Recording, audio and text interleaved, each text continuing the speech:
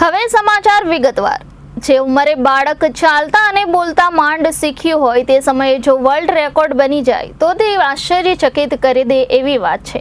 આવું જ થયું છે સુરતના પીપલોદ વિસ્તારમાં રહેતી 15 મહિનાની મનશ્રી રાવલ સાથે।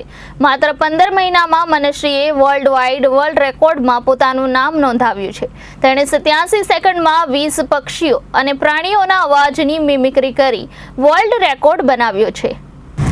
બાળક જ્યારે નાનું હોય ત્યારે ખૂબ જ મૂડી હોય છે અને તેમાં પણ તો જે ચાલતું થઈ જાય તો તેને એક જગ્યાએ બેસાડવું મુશ્કેલીભર્યું કામ હોય છે।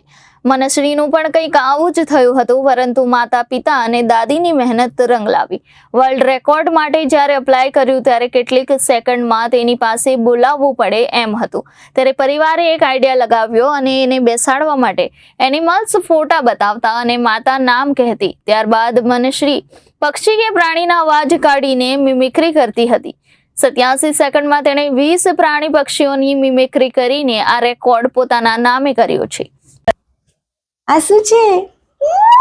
કેટ કેવું બોલે? કુકુ બર્ડ કેવું બોલે?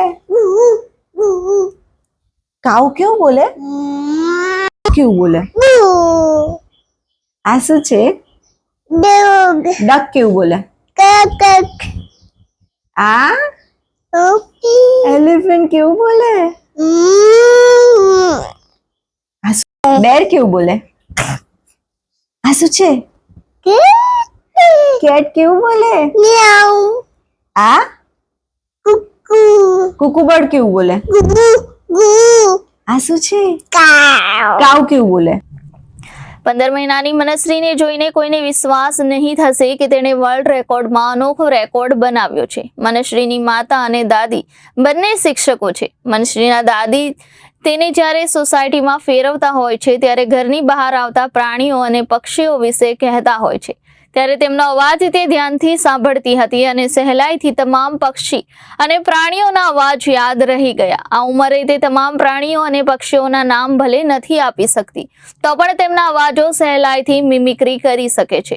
આ અંગે માતા જાનકી રાવલે જણાવ્યું હતું કે મનશ્રી જ્યારે 9-10 મહિનાની હતી ત્યારથી જ પ્રાણીઓના અવાજ કાઢતી હતી। ત્યારે અમને ખબર પડી કે તે પશુ પક્ષીઓના નામ ભલે ન લઈ શકે પરંતુ તે અવાજથી દરેકને ઓળખે છે।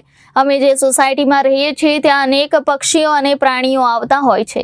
મનશ્રી દાદી તેને રમાડતા શીખવાડતા હતા અને ધીરે ધીરે તે પક્ષી પ્રાણીઓના નામને બદલે અવાજ કાઢીને જણાવતી હતી કે તેને શું દેખાય છે। ત્યારે અમને ખબર પડી કે દરેક પ્રાણીઓને તેમના અવાજ થકી તે ઓળખે છે।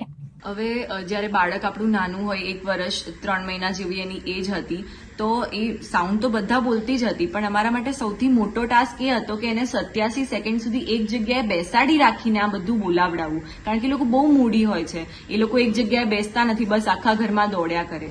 તો પછી અમે એના માટે એવું વિચાર્યું કે એને એનિમલની પિક્ચર્સ બતાવીએ, એને ફોટા એનિમલના બતાવતા અને હું એને નામ કહેતી ને પછી એનો સાઉન્ડ કાઢતી, એટલે એ ફોટા જોતી તો એ ઇન્ટરેસ્ટથી એ 87 સેકન્ડ સુધી બેસી રહેતી હતી। મનશ્રી બેર કેવું બોલે? કેવું બોલે બેર? પછી cat? Cuckoo bird? Cow? Crow? Dog? Duck? Elephant? Elephant કેવું બોલે? ગોટ કેવું બોલે? પછી ગૂસ કેવું બોલે? પછી લાયન કેવું બોલે? લાયન? પછી આઉલ કેવું બોલે?